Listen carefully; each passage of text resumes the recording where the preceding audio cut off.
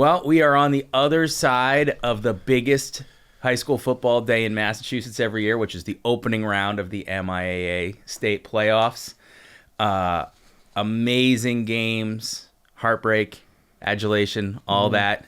And we're back for another crossover episode of After the Whistle, Beyond Podcast, and Under the Lights. Once again, I'm joined with After the Whistle host Mukala Kabongo. What is going on? And Beyond Podcast host Anthony Petrelis. What's up, guys?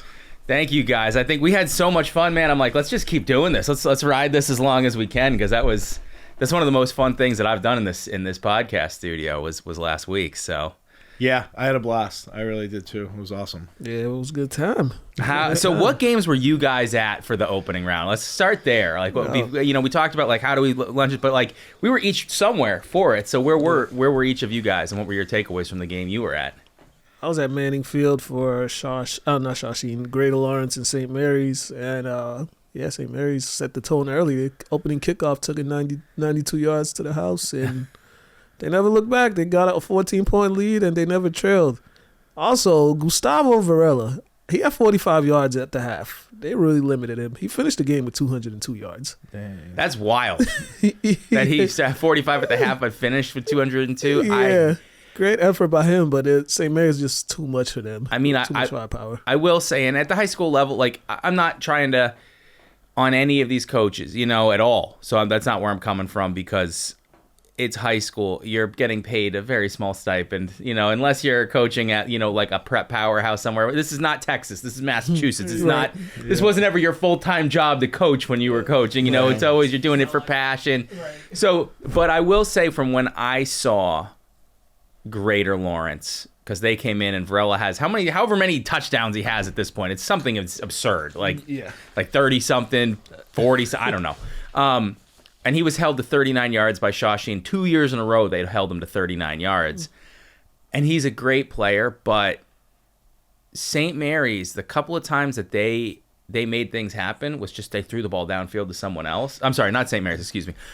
Greater Lawrence. A few times they made something happen in that game against Shawsheen, they threw the ball downfield, and I was just thinking, like, I understand his numbers, but Shawsheen's clearly just packing it against him. Maybe try something else a little sooner. Right. Because everybody knows what's coming, but you got to change it up a little bit.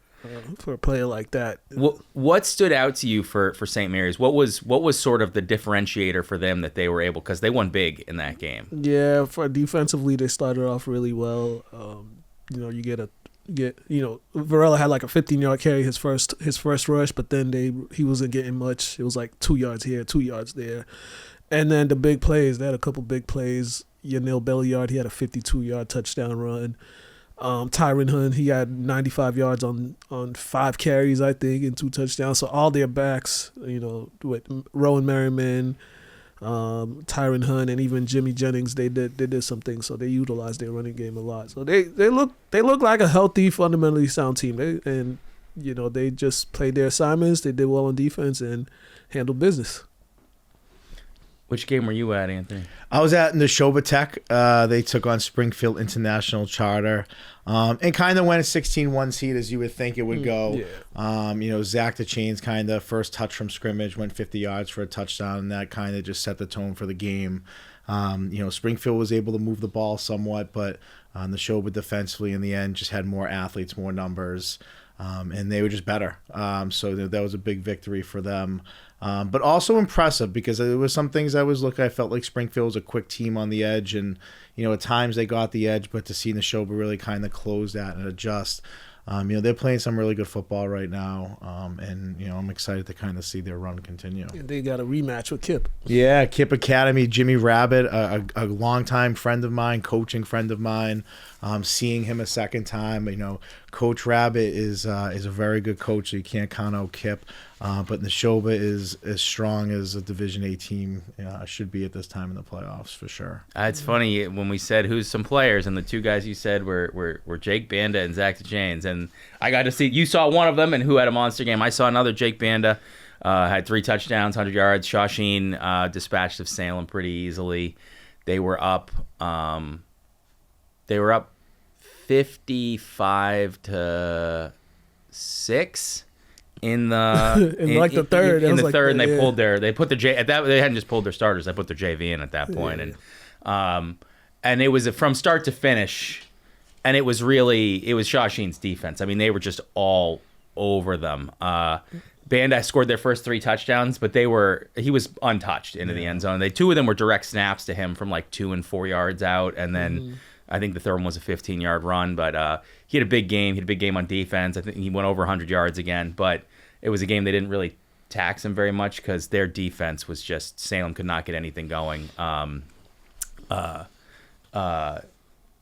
They just really every aspect of the game they were kind of. So it was a hard one to take too much away from because it was kind of such a mismatch. Yeah. Definitely got a shout out.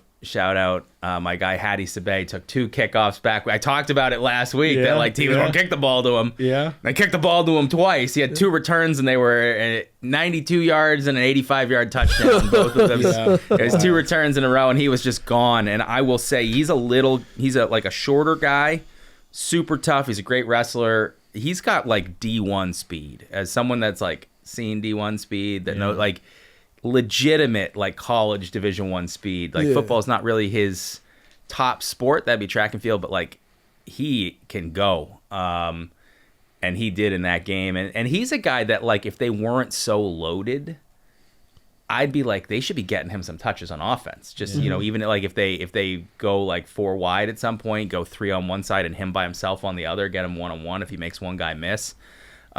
Also, my guy Rick Raymond had a monster game. They have a 4-man front, but he's kind of a nose, even though they go 4. And he had 2 sacks. He had he forced fumble early on.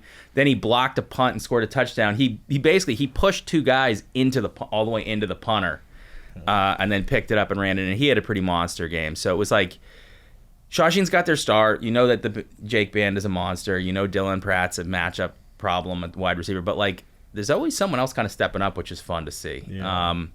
So setting up a huge second round matchup between them and St. Mary's because they played one of the best games of the regular season when they played each other earlier. So but before we get into the second round, I guess like what other games stood out to you guys from the first round of sort of across any divisions? Andover, the way they dominated Wachusett. I thought it was going to be a close game, but I didn't think Andover was going to dominate the way they did. I knew I picked them to win that game just because they had Coach Fielding really has those guys ready, but the way they just dominated Wachusett's a very good football team, and Andover went in there and dominated them to move on to the next round. That really stood out. To me, is Malden Catholic Marshfield. I think MC, the 12 seed, upsetting Marshfield in Marshfield. We covered Malden Catholic earlier in the year, and look, that's the hardest conference in high school football, period. That those teams play. You get St. John's, both St. John's. You have Catholic Memorial. You have Xaverian. I mean, you have BC High. I mean, those are really good football teams. So to see Malden Catholic kind of fall at that 12 seed, offensively, I felt like, man, conceptually, they had some real great concepts of motioning guys around and getting the guys the ball in space. And Don Mercier, the quarterback there, transferred junior, had himself a game. I think he threw for 150 yards, touchdown, ran for 75 yards, and a big touchdown. Ran a counter for 50 yards that put them up. So Malden Catholic, as I said, I covered them. I saw them. Huge win, huge upset for them, round 1. One that stood out to me just for being a great game, also heartbreaking game if you're a local, Wilmington losing to Old Rochester in triple overtime. Yeah, that was a tough one. I made it over to that for the second half and then the overtime because Shawsheen, they just had the running clock going. Yeah. And it was that both teams just played. They kept showing up. Every possession.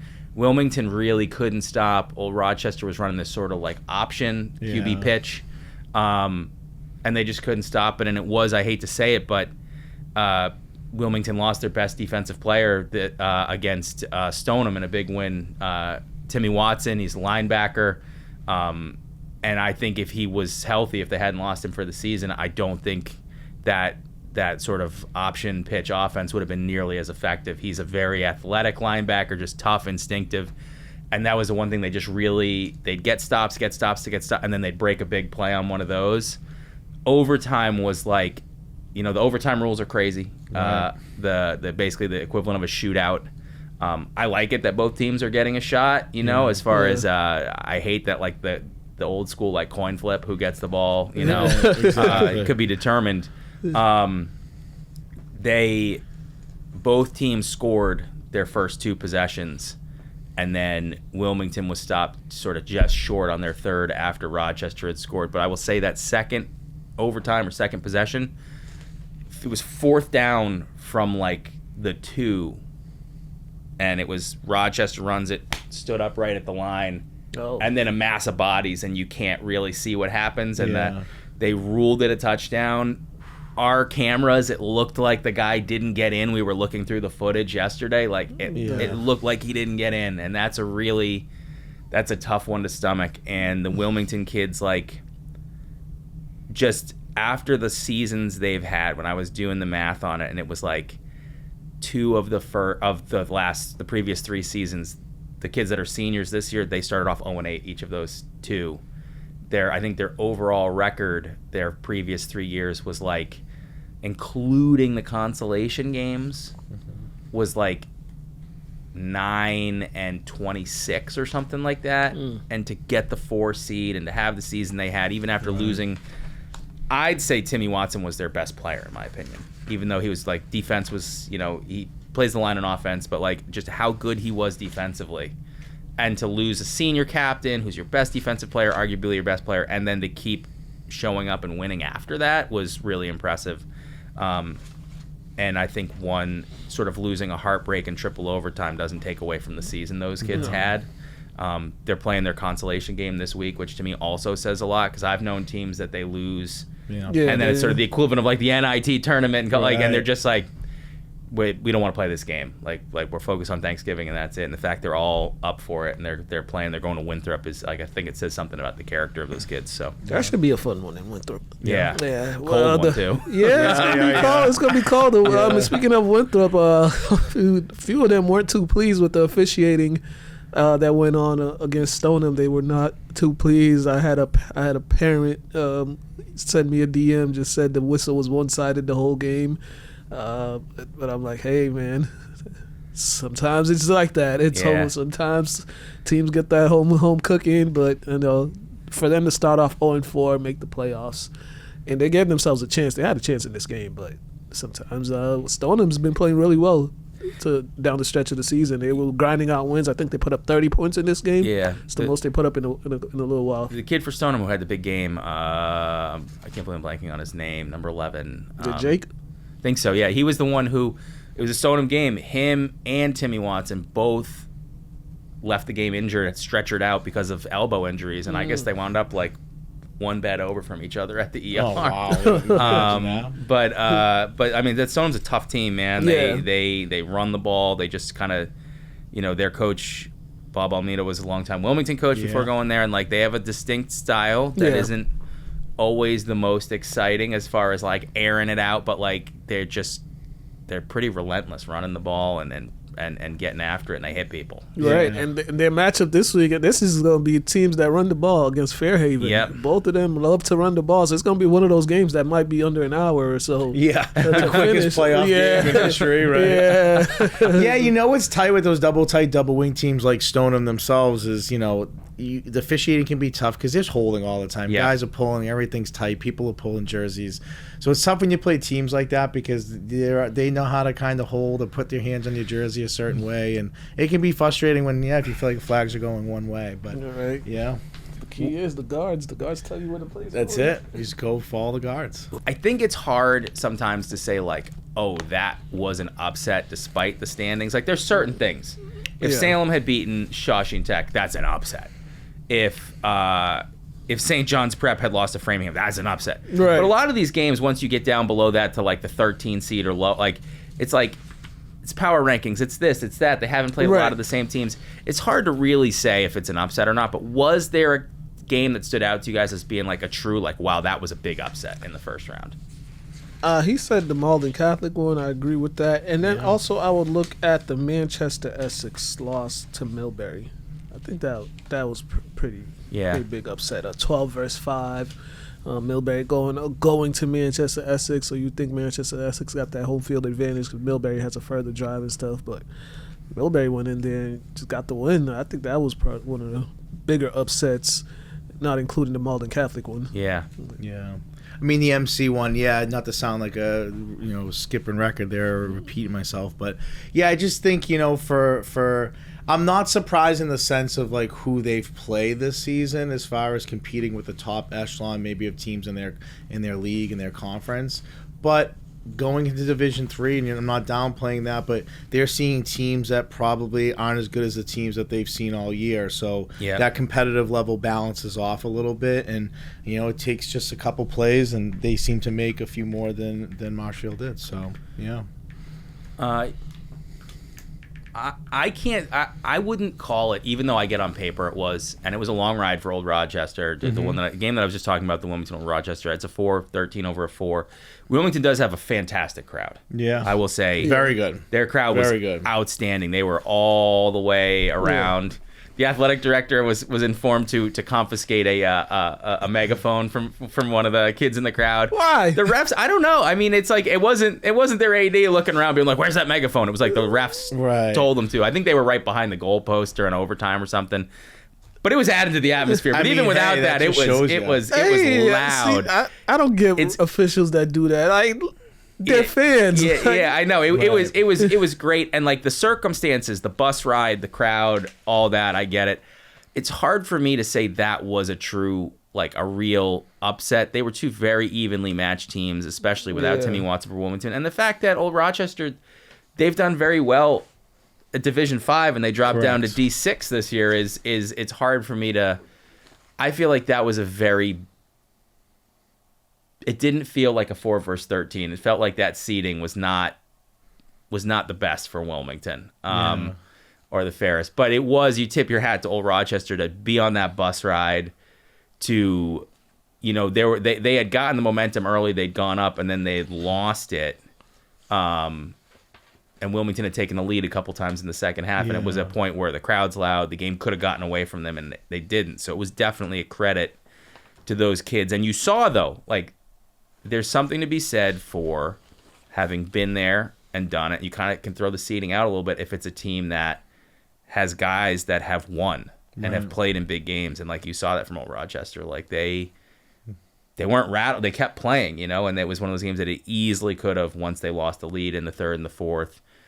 They were driving and they turned the ball over. They had to punt it towards the end of regulation, and Wilmington had a shot to end it in regulation, and Old Rochester came up with a big pick down right by the end zone. So, it was a great game, but I don't know if that felt like a true upset to me just because of how experienced that team was. They had been playing at a higher division. So yeah, I mean, Bryce Gilball, I had him on the podcast, Old Rochester coach. He's great. And like you mentioned, last year they were an Elite 8 team in Division 5. Ended up losing to Shawsheen, who won the Super Bowl, but talking to coach, one of his best teams that he felt he had. So we talk about that, and you mentioned that experience of winning and being in those positions and being in those moments. And like we said last week, I think that just really, that speaks to how important that is at the high school level, to be in those moments, to have played in those moments, to have coached in those moments. And when things get tight, you've been there and you've done it, and maybe that's an example of what we saw kind of with that program coming down to Wilmington. I do want to say, and I don't want this to be such a bias, like Wilmington, but I do use it as an example of I thought what Joe Kavanaugh did in his first year at Wilmington was absolutely fantastic not just from a you saw the team and you saw that they had a different mentality and wanted to hit, but from a strategic scheduling perspective. So many coaches I know that are I got to make this team relevant right away. They schedule a bear of a non-conference because of the power rankings. They're we got to look good, and it's this Wilmington team is a team that had been just kind of beaten down physically and emotionally the past 3 years. Last year, they had scheduled a bunch of really tough teams to open the season. You're talking about they played Chelmsford, they played North Reading, they played Bishop Fenwick, And because the thought was the power rankings, and it blew up. It snowballed on them. And Wilmington's non-conference schedule this year was the coaching staff, the players would admit like it was not a tough non-conference schedule, but this was a team that had not won, and they got to experience winning and learn how to win, and there's something to be said for building that confidence up. I thought it was a perfect job of, let's get a team that has not known how to win and has not had confidence, and let's build their confidence up quick. The team's getting a little tougher in the non-conference, but still winnable games. They win all 3 of them, and then they hit the conference and they start playing better and better and better and playing up to their opponents because they're playing with confidence. And so I think there's something to be said for, you can't just look at, let's schedule the toughest team. If you're a Shawsheen Tech, okay. If you've been there, you've done that, you're experienced. But if it's a team that doesn't know how to win yet, doesn't know how to play with confidence yet, that like, there's no shame in scheduling winnable games early on so that your team isn't already checked out by the time you hit the conference slate. And hopefully that'll get more kids interested in joining the program. Exactly. You win, more kids are going to be interested in it. Yeah, I think you'll get your numbers up. Their numbers this year were a jump up from last year, big jump up, and I think they're already what they're sort of hearing back from the 8th graders and everything it's looking like it's going to grow again for next year, which is a great sign for them. And that's culture changing, right? I mean, I know they run out now with a giant inflatable helmet. And coming up. So all that stuff adds up, especially with the media coverage that you give them, the younger kids seeing that. Yeah, there's just something about creating a buzz, and it's as simple as things like that make kids like want to be a part of that when they get older. I agree. And it seems like on social media, your youth programs are doing well. Their lower level JV, their programs are doing well. So, tough loss, tough everything. I think Coach has done a great job, like you mentioned, in turning that culture around. So it'll be interesting just to kind of see it continue to grow. Yeah. I'm going to give a shout out to my guy, Mukala. I know you know him too, Brian Dorrington over at Tewksbury. That's my guy. You guys used to be together at Lynn, so he doesn't get to do the fun stuff that we do here because they're a town department. Right. Well, he does the game. He does the games, and Tewksbury is a wagon, man. Like, how are they not the 1 seed? Like, I don't know. They're my favorite to come out of this division. Yeah. They've been my favorite. This team is really tough. They played a tough schedule. They won the tough games, and every time you just look up each game, it's just the way they're winning. It's in dominant fashion. I think they had one close game. Yeah, and that was the low game. Smashing people, and I see them every year. I see their senior class graduating, and I'm like, I got to take a step back next year. Like those, their senior class is all huge, and then you see the kids that show up the next year, and it's like these guys are even bigger than the seniors last year. Right, where they come from, right. They're tough. They're a tough team, a physical team. I wouldn't be surprised if it's them and Situate in the championship game, and that would probably be a good one if those 2 teams do meet up. But they've got Ashland this week, so Ashland defeated Danvers, but it's gonna be tough for Ashland in this one. Ashland's a good team, but this Tewksbury team, they're just on a different level from everybody right now. Yeah, I agree. That's the vibe I've heard. That's what I've seen. Tewksbury looks like a team that is a choo-choo train that is not ready to stop at any point. No, they are, and their running backs look like they're like linemen. It's like they're huge. Right. They got thunder and lightning back there, and their quarterback too. Quarterback, he's only a sophomore. Yep. He can move himself too when he gets going. So. There's potentially gonna be some good semifinals matchup on that side of the bracket if Tewksbury does move on if they get Canton or Marblehead. That'll be a really good matchup in the semifinals. I agree. It could be one of the best. Canton's loaded.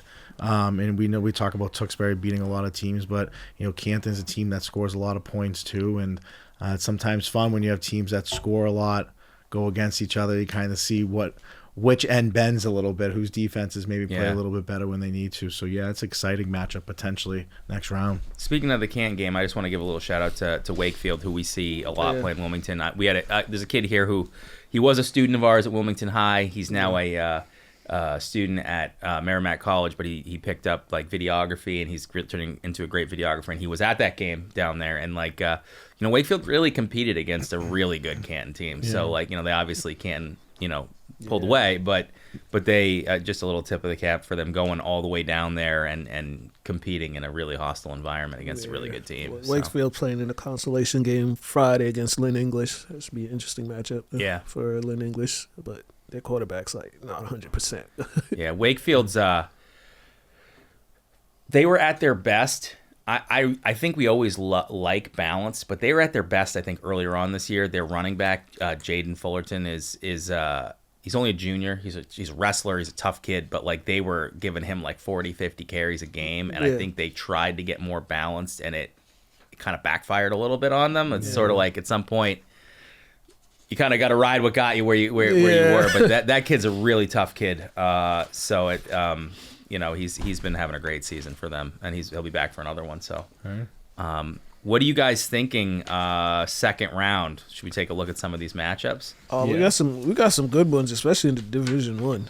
There's some good ones in Division 1. Lowell going to Springfield Central. That should be a battle. It's a bus ride right there. That is a bus ride, especially on a Friday. I don't wish that on nobody. Nope. This St. John's Prep Leominster game, that's probably going to be most likely going to be a packed house over there with the talent and Central Catholic Native. I think that's going to be that should be and then we got great game. Zavarian and Andover. Zavarian, they're hitting their stride right now. They're on a streak right now, offensively and defensively. I think a lot of their guys are healthy now. Christian McIntyre, he's been the best player on their team the last couple weeks of the season, and it showed the other day he had a pick six, he had over 100 yards receiving, he had a receiving touchdown against in the win over Brockton. So Andover's gonna have their hands full with Zavarian. Are there any upsets you want to proclaim? We don't need to go, I guess, game by game. If you want to go game by game, we can, but I know that time-wise, but are there any upsets in the Division 1 second round? I don't know if there's any upsets, I think these are all just really good teams. I mean, it'd be interesting to really see, the matchup with, I think, Leominster and St. John's Prep a little bit, maybe from an offensive standpoint, with the quarterbacks that are playing in that game is anybody who's a high school football fan or any young kid who's a high school quarterback or a young youth quarterback, that's a game you want to watch those two guys play. I'm interested in Lowell. Lowell's a team that I've been hearing about all year long, to see them kind of go and beat Methuen, who people were talking about Methuen just reloading and being as good. Mm-hmm. Springfield Central is they're not shy to play really good teams, and they try to match up with some of the best teams in the state consistently. Lowell seems to just playing really good football. So tough bus ride. Obviously, that's difficult, but an interesting matchup. I think Lowell's a physical team, so I'd be interested to see kind of that. But Division I's so good at this point. The teams that are there, they're there for a reason. So I don't know if there'd be a shock, but I would say if Lowell could do that, I think that would be a pretty big shock in D1. Yeah, that would probably be the one, and maybe Andover too. If Andover come, those two probably be the one. But I'm looking through these brackets, I don't really see much. Like as we move on into round 2, I think a lot of these teams are more evenly matched. So some of these wins won't be considered upsets. I think the favorites most likely will win. I think the one interesting thing is Division 2. The two top seeds had that bye. Yeah. And on the one hand, like there's no chance of injury. On the other hand, it's like you do have that rust from, how much rust can accumulate in a week. But like it's a little, bye week's great for preserving your body. If you're riding momentum, you can kind of get a little complacent maybe, and especially coming in. Right. I don't really see Central Catholic losing. I think Feehan's obviously a heavy favorite, but just that Chelmsford team's done some stuff before, so if they catch them right, if they come in without the right energy, like that Chelmsford team could give them a real game, I think, just because there is some of that experience of having won on that Chelmsford roster. They obviously they're not the team they were last year. They don't have Thomas Brown, but still it's a solid team that's like experienced winning and is riding some momentum after knocking off Quincy. Yeah, and it wouldn't shock me if Chelmsford won that game. It wouldn't shock me at all if Chelmsford came out victorious in that one. But that Bill Ricker Bridgewater Raynham game, I think that might be the best game. On this bracket. I agree. This week, Bridgewater Raynham can really score the ball. Bill Ricker is really physical. Two different styles, but I think it'll be a really good matchup. Yeah, I mean, I know it on paper here 4 versus 5, but Winchester, I think this is a pretty big game for their program. It's a team that I've seen over the last few years play and feel like they're progressively getting better. For them to make a run in the D2 tournament and potentially play CM in a semifinal, Final Four matchup, I think that's just like huge for their program as far as taking that next step and competing with some of the best teams in the state in that division. Yeah, Winchester's my favorite to get to the semifinals to face CM. That offense. I mean, nobody's been able to stop that offense this year. So it's gonna be an interesting one for Lincoln Sudbury. Yeah, for sure. Division 3, we got. I'm trying to look at who's got some. Masco Milton could be a pretty good one. That might either be a shootout or one of those mid-20 games. But Jake Fabiano, another week, a 300-yard rushing game. They're probably gonna use him again. He's gonna be the workhorse going into that, especially the way Milton plays offense. They like to throw that ball down the field and spread you out. So they might use Fabiano, control the clock. Yeah, I mean, Milton to me is one of those teams that is, when we talk about teams who've been there and done it and experienced, this is a team that's in this Elite Eight, Final Four conversation most years, and just has that experience. So that I agree. I think that's the best game in the D3 bracket this week. 2 offenses that can really score some points. So in Division 4, we talked about Tewksbury being a wagon, and I honestly think. I think they're the team to beat, even though they're not the one. Yeah.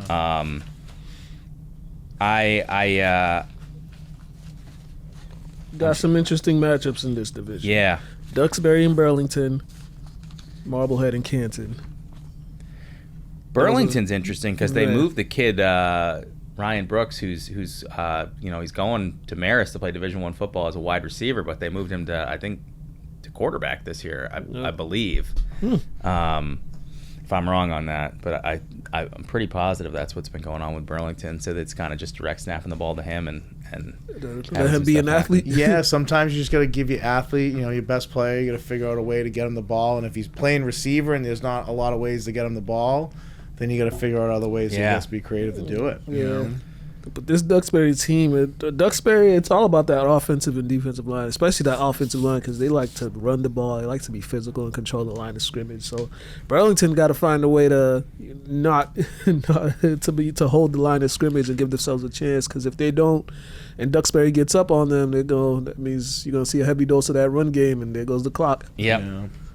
And it's interesting, this is, you look at Burlington here, too. It's like, 5 teams from the Middlesex that made the playoffs for the Middlesex League. And Burlington maybe was, I could be wrong here, I don't know, but the best of them, right, I would say, as far as, I know they all kind of beat each other a little bit, but they went undefeated. Yeah, so there you go. So, they're kind of getting the best shot of the team in the Middlesex that was tough to beat this year. So, I think it's an interesting matchup. Like you said, I think both offensive and defensive line for Duxbury is the key to their success, and they're big, they're physical, they're tough. So we'll see what kind of happens in that matchup, but I agree it's a pretty good matchup for D4. Yeah, I think Situate's going to roll over Walpole. Big win for Walpole against Bedford. Yeah, man, I felt for those. I really was not expecting Bedford to go down in the first round, even though it was 8-9. Bedford had some real athletes and some. They really were. It seemed like they were a team that the momentum was really rolling for them heading into the playoffs. That was. And they get a good crowd over there, so Walpole was an impressive win for Walpole. Yeah. But now they got to take on Situate. Yeah, that's your reward. And then and we talked about Marblehead Canton. That's probably gonna be a shootout. It's probably gonna be a shootout. Yeah. Division 5 for me has the game that it's a game that me and Anthony are both gonna be at, the St. Mary's Shawshene game, and it's a game that all three of us have perspective on. But to me, that it is. I don't view that as a 1 versus 9 game, or 1 versus 8 game. I don't. From what I've seen of St. Mary's, they're the team that gave Shawshene the biggest game this year. They were winning with 1:40 or so left. They were up 7-6, and it was at the Manning Bowl. That game, both teams scored pretty early. St. Mary's blocked Shawshene's extra point, so they're up 7-6. And then it was 3 quarters almost of scoreless defensive stops, and Shawshene won on just a crazy sort of broken play, Adam Caruso running around, throws it up. Nate Smith, the really talented sophomore, goes up, catches it, lands, and then runs over the defender to get into the end zone. And then they get the strip on special teams on the ensuing kickoff. But those were incredibly evenly matched teams. And Shawsheen wasn't fully healthy. Their best defensive player, James Tildesley, could barely move in that game. He had a leg injury. He's healthy now. But, I mean, this is... It's a matchup of two evenly matched teams. And if you're St. Mary's, you come in sort of with the mindset of like, hey, man, we got nothing to lose here. We're going to Shawsheen. They haven't lost in 2 years. Yeah, what's their streak at now? Yeah. How many games? I mean, 20-something at yeah, this and point. at home, it's like, the consecutive winning streak, but then there's the home winning streak, too. Yeah, which is at like... I want to say it's at like 28, 29. It's Yeah. like something like that. I could be wrong. I could be a little off. They haven't lost a game, period, since the Final Four 2023. They haven't lost a game at home since 2021. Yeah. So it's like... Yeah, so it's up there. I mean, it could be a little less than I forget off the top of my head. God, I post enough about it. I should know. Yeah, it's an interesting matchup. I think... Like all teams that are at the top of a conference, top of a division, or a team that won the Super Bowl, I think you get everybody's best shots. And I think, you went to St. Mary's, you got their absolute best shot. They threw at you and you were able to prevail. So if you're Shawsheen in that sense, you went in that game a little banged up, a little undermanned, and you escaped. You figured out a way to win. And, not to sound like a skipping record again, but finding those ways to win. Shawsheen's a much different team at home. And how they play. It's going to be a really, really good game. I think, like you guys mentioned, both teams are matched up evenly. But a healthy Shawsheen team at home, I've seen them enough to know that they're a very tough team to beat, period. But to beat at home with that atmosphere, the music that's blaring, the crowd, St. Mary's is going to be walking into, it's a hostile environment, but a very good football game I think will be had. Two great defensive teams. We've talked about some potential big games, and I know that St. Mary's and Shawsheen have had just both of their first round games. I mean, if you combine their two, it was almost 100 points or somewhere right around that between the two teams. It was like almost 100 if you add up theirs, but they're two teams that they start with their defense. I think they're both very low scoring. Shawsheen's arguably the best defense in the state, giving up like 6 points a game or something around there. But it's two great defensive teams. I think it's a game that over the course of the season, Shawsheen largely turned into, they went from having James Tildesley in the backfield as a true fullback leading for Jake Banda to having Jake Banda and his younger brother Cam Banda in the backfield. And you have sort of the thunder and lightning with Jake will run over guys, and then Cam is very quick. Yeah. I think it's a game that with St. Mary's D, Shawsheen might be best suited to go back to having that James in the backfield and more of a power backfield. That like Cam's a great athlete. He's only a sophomore. He did score a touchdown the first time against St. Mary's, but I think it was a pretty tough game overall running for him. That they really were able to clog it up pretty good. So, and it's a game that I think, Dylan Pratt is such a matchup problem, but over the course of the season with all the new weapons and stuff, he hasn't had a monster season. He got banged up against Greater Lawrence, but like it's a game that like St. Mary's really tries to really fill up the box. Yeah. That like Dylan Pratt could have a monster game if he's in one-on-one coverage out there. I mean, the kid's like over 6 feet tall. He's very fast. He's very athletic. Yeah. That he could be primed to have a really big game. Yeah. I mean, I agree. I think it's interesting you say that because I look at both teams probably since that game, right? And I can speak for Shawsheen more because I've seen them more. But I think the development of Cam Banda has been really important for them. Yeah. Playing in a tough game like that against a physical team. But the development of being able to kind of have a second back for Jake has been great for them. So I've seen them grow in that area. And I'm sure James wasn't playing as much fullback just because he was probably so banged up at that point offensively. But the development you mentioned earlier with their special teams, they've gotten better. Obviously, special teams won them the game at the end against St. Mary's. But the consistent kick returning, the field position game on kickoff and pinning teams down. I've seen Shawsheen improve in those areas so much. And obviously defensively, they've arguably gotten better since then. So this is a team that I feel like is, they're different than they were maybe in that game. And I know St. Mary's kind of traveled out of state and played a game out of state, and bonding a team like that together, I think is really important for growth and development for your program and your team as you go late in the season. Like I said, I think this is going to be a good matchup. I just see Shawsheen has kind of gotten so much stronger at things that I was concerned about, as far as, I think they have a true two-back now, the second back who is quick and gets through the hole and makes plays and scores touchdowns. Yeah. And I mean, Kim is great. Don't get me wrong. It's just you wonder the one sort of like a really physical, that St. Mary's team's big. Yeah. So and a sophomore, I know he doesn't play like a sophomore, but you just always wonder.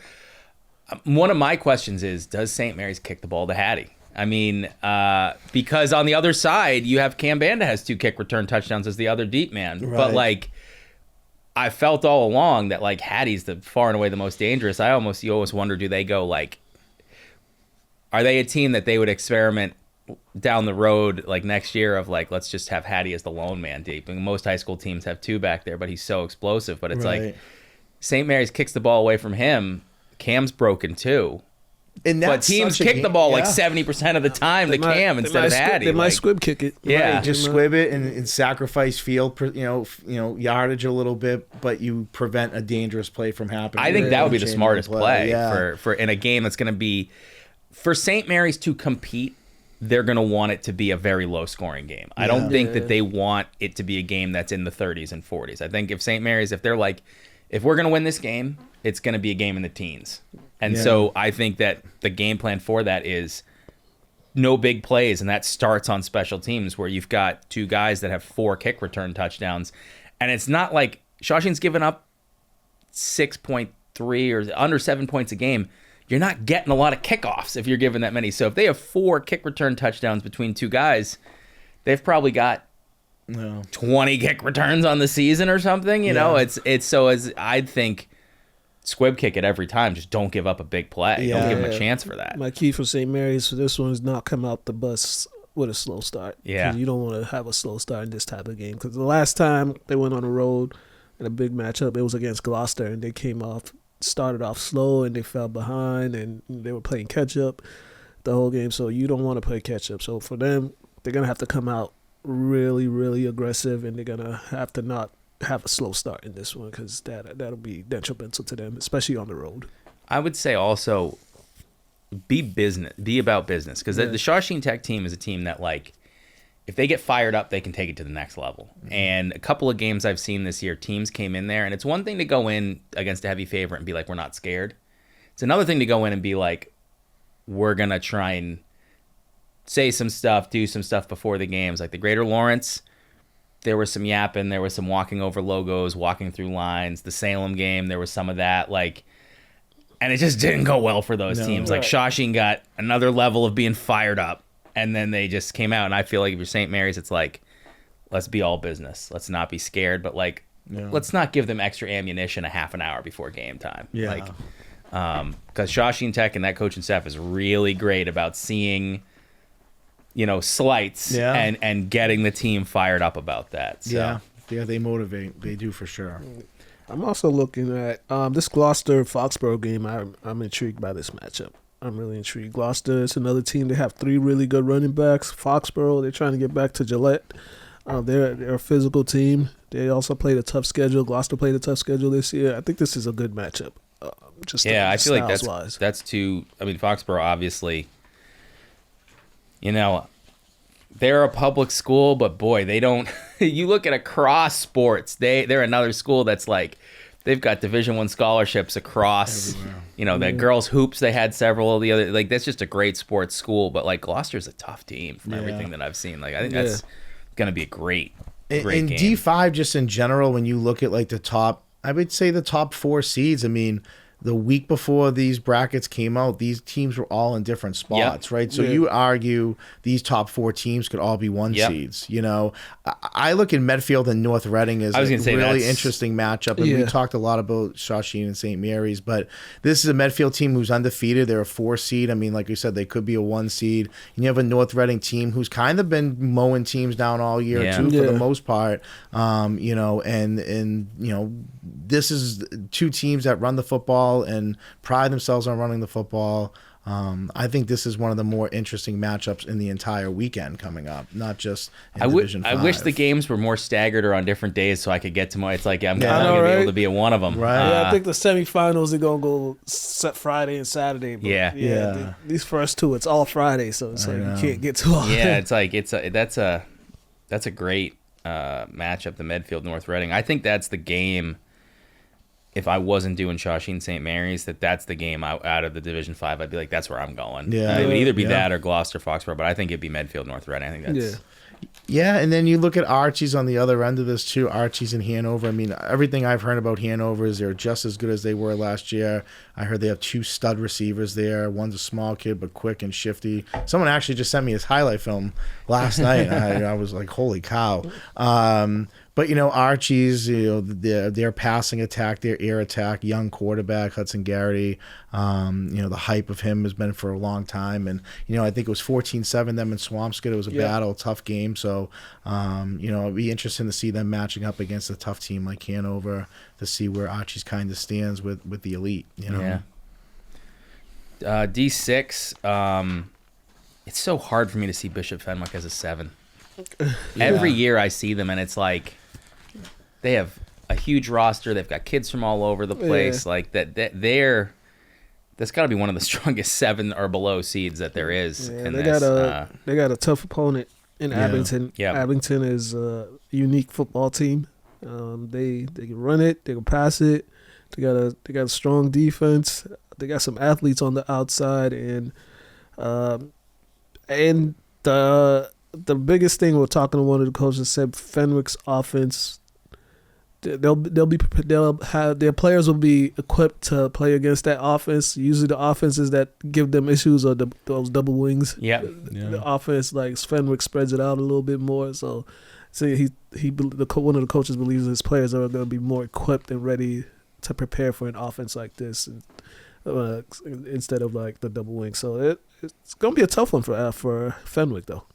Yeah, and it's so interesting you say that because it is so true. Like when you get into these later matchups, when you're a spread team, you typically, you see spread a lot. Most teams are running spread, so you can match up against that because you see that constantly. But when you get to those like double tight teams or double wing teams or, like a wing T backfield, and you go against teams that run that stuff efficiently, and you haven't seen that really all year, that's a tough matchup for you. It doesn't matter the seed because, if you haven't seen teams really run that stuff, you don't get it until you see it. And so it's interesting to hear that they feel like they're match up more on the outside because that is a big difference sometimes at the high school level for sure. I feel like Rochester's playing with house money at this point. Right. It's kind of like why couldn't they go to Hudson and win the next week? I feel like everything I saw about them was like they looked like an upper half seed team. Like they did not look like a 13 seed. So closer drive too. Yeah, definitely a much closer drive than what they had to do. So I feel like that could be a great game. I feel like I could see them getting all the way to the Final Four, which would be wild, but I could see that happening. And then we want to go Division 7, or do we want to stay on D6? All right. 7. So this is another one I don't see too many upsets happening. No, honestly, really no. But as I said before, Amesbury's my favorite in this bracket. They're one of the tougher teams, but mostly everybody handled their business in round 1 in this division, so, except Manchester Essex. Keep an eye on Northbridge, Millbury. I'm keeping an eye on Northbridge because I think this is the year for them to get to Gillette with all the guys that they have returning from last year's team that played in the semifinals, and they know what it takes to get there. So this is, and Coach LaChapelle, I think this is his last season coaching too. So they kind of want to go out, send him out on a high note. We talked about it last week. How many years is that for him? It's like 52 or something like that. Oof. No, I think he's coaching his great grandson or something like that. That's wild. Wow. Yeah. So I know you got to run in a second, so I can bring us on to Division 8. Yeah, I can last for this one. Okay, what are you thinking? Neshoba seems like at that level they're it's going to be hard for anyone to.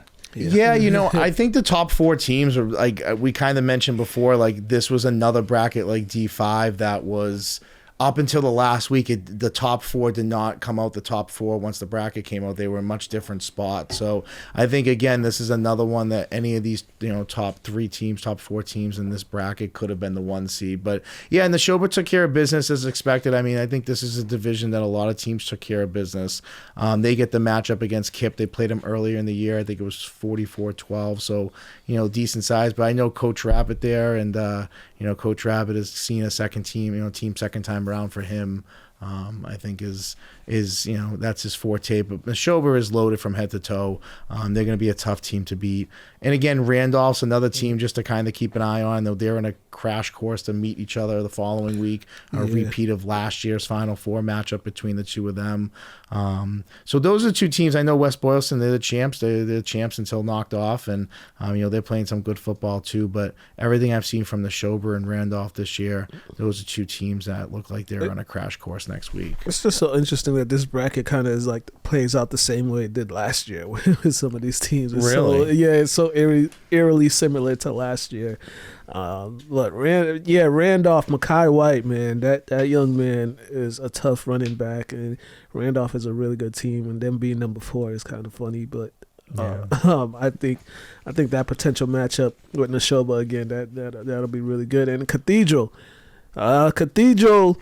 Lee got to watch out. Both of these teams actually do put up a lot of points, but Lee has to watch out. Cathedral have the weapons to pull off an upset this Friday.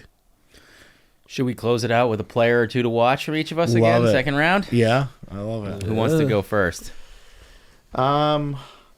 I can. Okay. I can. I'll throw it a player. I'll go. Mine's a reach here. Mine's a little bit of matchup, but I'm gonna roll with easy for me. I'm gonna pick 2 because I picked 2 last week, so I'll pick 2. One is James Sisley. I think this is a monster game for him. This is the type of game that he strives in. And he wasn't 100% healthy in the first matchup, but he is somebody on defense that is as dominant as I've seen in the 5 years we've been covering, beyond and covering teams defensively. This is a kid who, doesn't miss much when he plays defense. What's crazy is he could easily go be, even though he'd be really undersized, like at least like a Division II football player. Yeah. Mm-hmm. If he wasn't just like, he might end his career as the greatest wrestler in Massachusetts state history. Like, because his brother Sid right now kind of has that title, but like he's gonna break all his records. He'll break it all. But I didn't mean to overstep. No, not at all. Yeah, I just think he's just a very good linebacker, and I think in a matchup like this is where he strives.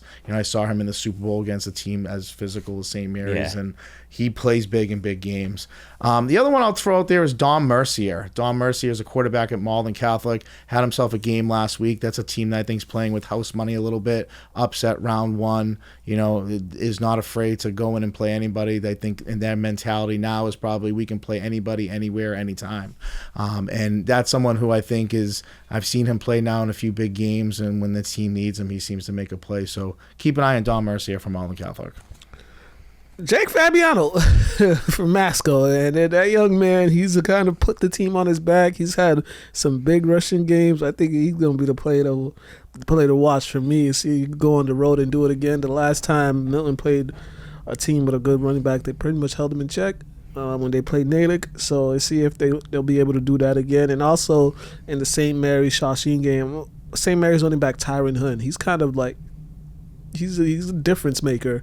And, they got 3 good running backs, but Tyron Hunt, he's kind of the difference maker. He has more breakaway touchdown runs than some of the other 2. Jimmy Jennings, he's just, sprint out. He's fast. But Tyron Hunt, he gets in between the tackles, and if you don't get him down, he'll break a long run. So he's going to be the one I watch to see if he can make some big plays in the run game against Shawsheen, make them miss some tackles. It could help St. Mary's out. I'll go with 2 guys. I'll go with the guy who really stood out to me from Old Rochester, Benji Batiste. I feel like if they're going to make it again, he's going to keep making things happen, making people miss for some of these big runs out of that sort of pitch-based offense. And then for Shawsheen, I'm going to go with Nate Mallandane on defense. I think he gets lost in the shuffle a lot as an end. He's really had a pretty monster season. He's been in the backfield a lot. huge tackles. He's had a bunch of forced fumbles or fumble recoveries each game. And I think if they're going to win, it's all going to start with their defense. James is, I think, the obvious pick, and he was going to be my pick, but you went with him. And I just think another guy that could be a real difference maker as a senior. You know, he's not like the beefiest, but he's very tall, very long, and very strong as a wiry guy. So he's got quickness, he's got length, he gets into the passing lane. He's just very hard to block, and I think that he could be a big difference maker for them. So I think it's going to be interesting between, like, it depending on. We've both talked, or all of us have talked about some people from this game. So I think this is clearly a game to watch for anyone undecided on where to go. Well, guys, thank you so much for joining us again, and hopefully we'll have you guys back again another week from now. 100%. Definitely. Man. These games, get out to these games. There's gonna be some good ones this week. Yeah, absolutely. Thank you. Appreciate this. No problem. Thank you, guys.